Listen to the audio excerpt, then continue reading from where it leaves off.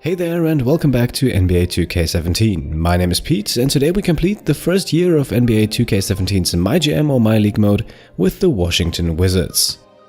This is sadly the last video in the series, but on the bright side that makes room for something brand new in the future. But let's not get ahead of ourselves. For the next 15 minutes or so we will focus exclusively on the Wizards. And we are presented with a team that does have some upside, however that upside is more or less exclusively concentrated in the backcourt. I think, as always, it makes sense to have a look through the roster first, so let's begin at point guard, where coincidentally we also find the best player in Washington. John Wall is the face of your franchise, he's locked down long-term and definitely one of the pieces to build around. Behind him, things aren't looking too bright, but not catastrophic either. Trey Burke is likely the safe bet as the backup point guard here, simply due to his combination of age and skill. If you want a bit more slashing, then Brandon Jennings can step in, but standing tall at 6'7", you should not overlook Tomas Satoransky either. Then at shooting guard, we find the second star in Washington in Bradley Beal. Beal is an excellent sharpshooter, especially from mid-range, the only problem is that he lacks a backup. With a 67 overall rating, Sheldon Mack should not be considered an option at this point, and so you will likely have to borrow one of your backup point guards or Bojan Bogdanovic. My personal recommendation would be Trey Burke because of his shooting skills, which would move Brandon Jennings into a more prominent role as the backup point guard. Now at the small forward, your starter will be Otto Porter, which completes a lethal sharpshooting backcourt.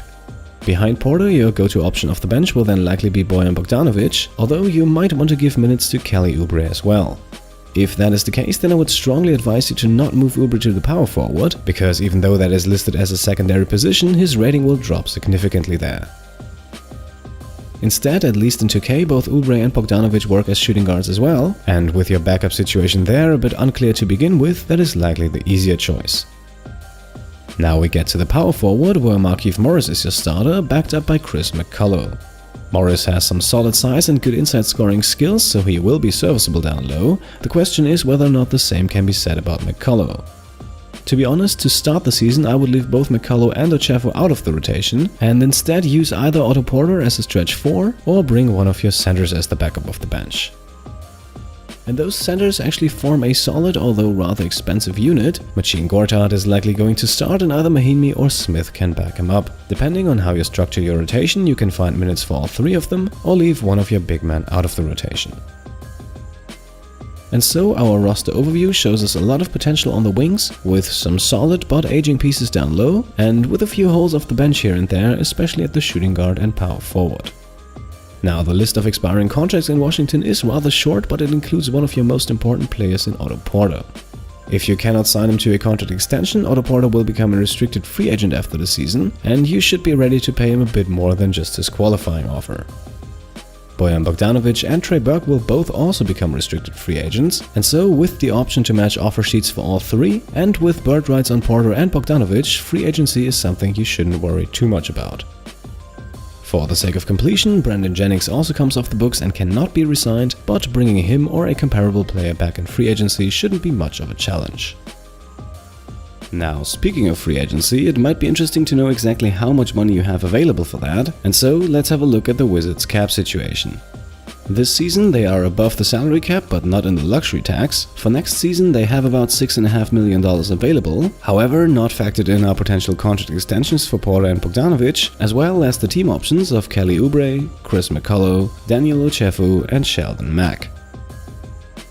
Also to note is that we have about $26 million to play with before entering the luxury tax, and maybe by making some smart moves that is something we can avoid. Last but not least, draft picks, and this might be a slight problem. As you can see, the Wizards currently do not have their 2017 first round draft pick, as that one firmly resides in Brooklyn, although with a lottery protection.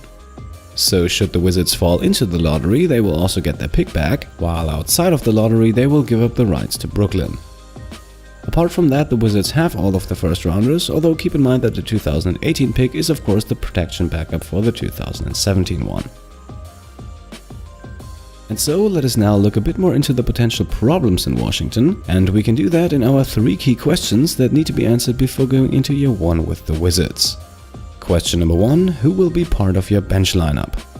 I already mentioned this before in the roster overview. Positions like the point guard, for example, but also the center might be a bit overcrowded, while at the same time both the shooting guard and the power forward are lacking players that can play consistent minutes off the bench. Your first challenge will therefore be to figure out a rotation that incorporates your best players available, while at the same time not playing anyone completely out of position. Question number 2. Are you potentially willing to go into the luxury tax? Like I said, you have about $26 million available next season before you enter luxury tax territory, but that money could be spent much faster than you might think. A contract extension for Otto Porter will command about $20 million alone. On top of that, you have about $5 million in team options, and we haven't even talked about new contracts for guys like Bogdanovic and Burke. In short, bringing everyone back without going into the luxury tax will likely not be possible, so therefore you will likely be forced to make some moves if you don't want to pay extra. And question number 3, are you willing to spend a combined $102 million over the next 4 years on Marcin, Gortat and Mahinmi? Yes, the two big men have pretty sizable contracts, and both those contracts will still run for a while longer. Now, if you don't see either Gortat or Mahinmi in your long-term plans, or if you're simply looking for a player to trade for salary cap reasons, then making a move involving either one of them might be a smart idea.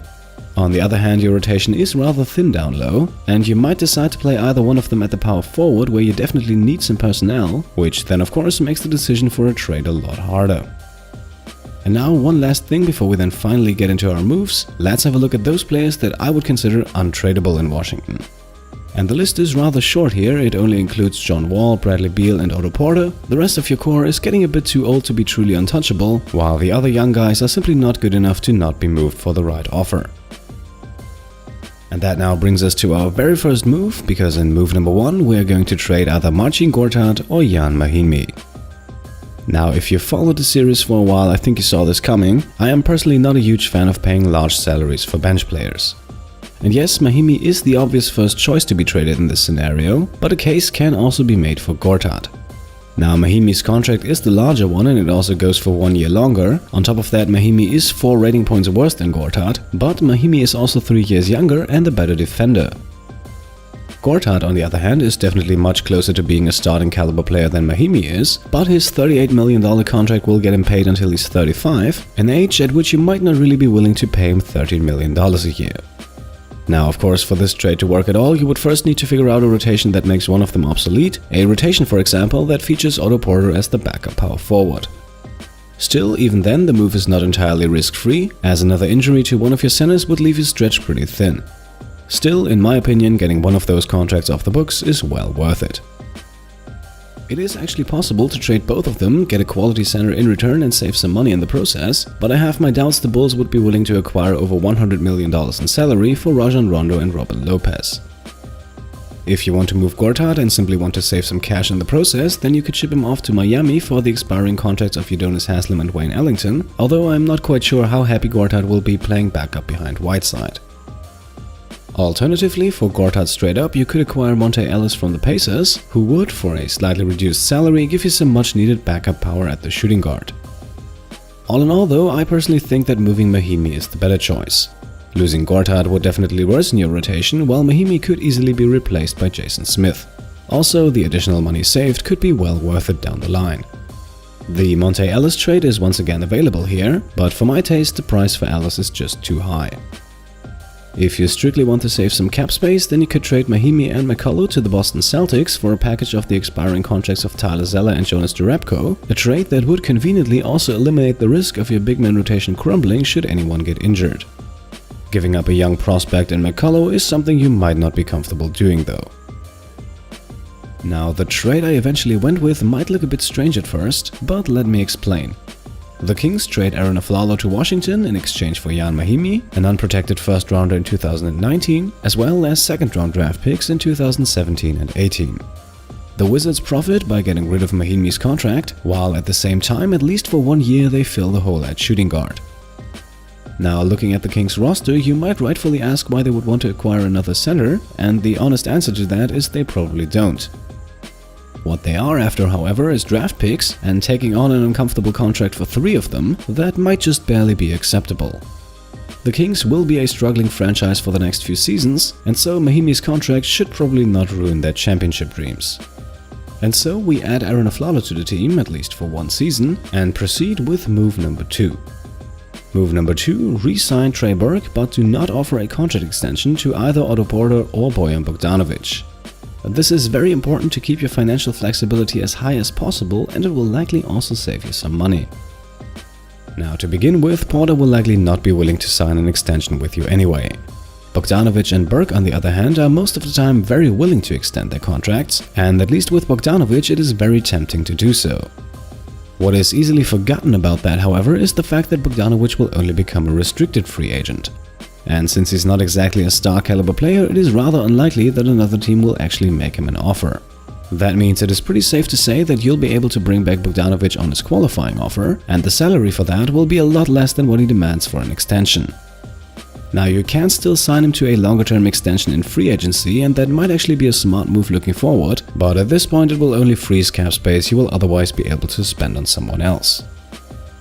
The one player you should re-sign at this point, however, is Trey Burke, as Burke will likely only demand between $1 and $2 million per year, and that is a small enough sum to not really get noticed. And now for move number 3, more contract shenanigans, bring back Otto Porter on a long-term deal. And that last bit is crucial because it is actually possible, although somewhat unlikely, that no other team makes him an offer and Porter returns on his qualifying offer. That, however, means that he would only be back for one more season, a season during which you cannot sign him to an extension, and a season after which he will become an unrestricted free agent.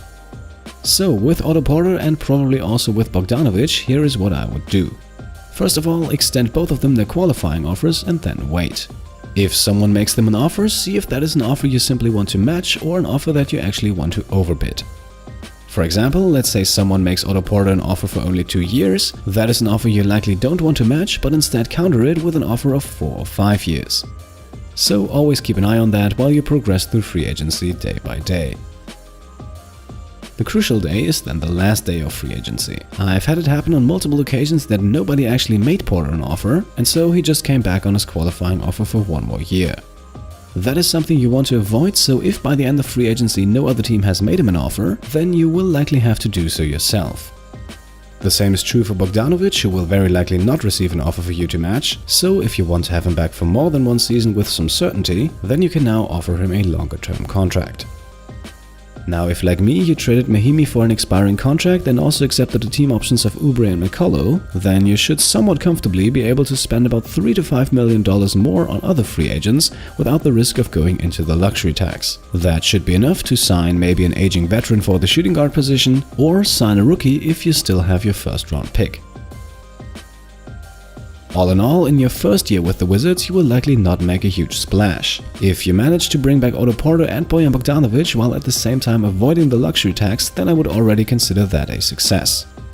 In the next season, you can then work on improving your rotation pieces, as you have no big-name free agents coming up. And I think that would be all for now. And that also means our 3 moves to make series has finally come to an end. I have to say I really enjoyed this, and also between the first episode and this last episode I have to admit I learned a lot. For the most part, I feel a lot more comfortable with how NBA 2K17 handles free agency, which is something, by the way, that I didn't cover at all in the first few videos. For 2K18 I might actually make a guide on contracts, bird rights, free agency and all that stuff, but that is still a few weeks away.